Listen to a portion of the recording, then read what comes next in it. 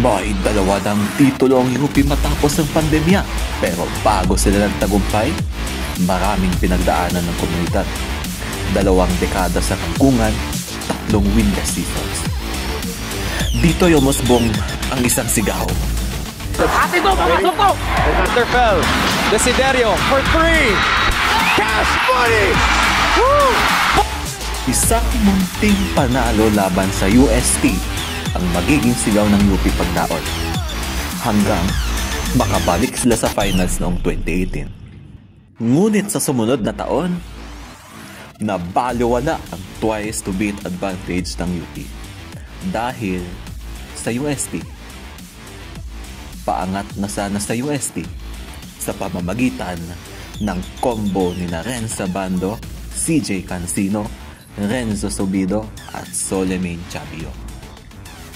Ngunit, ang pag-asang baka sa susunod na season ay mapunta sa kanila ang corona ay maharap ng sausagon babol. Itong naging dahilan ng pag-alis ng kanilang mga mahusay na atleta. Si Abando nagkampiyon sa Letran, si Nonoy nagkampiyon sa Lasal, si Cancino nagkampiyon sa UP. Naging multo ang tagumpay sa UST.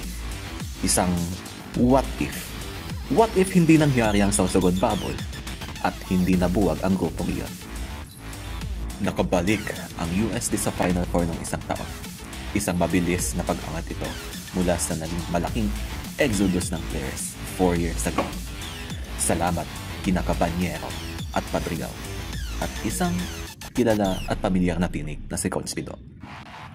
Ngunit nagwakas ito sa isang elimination game nung naligwak sila ng UP na noong kaparehong season ay nakuha na rin ang ikalawang kampyonato. 2 familiar foes clash once again. Isang naghahangat ng patuloy na tagumpay, isang nagnanais bumangon at muling mabuhay.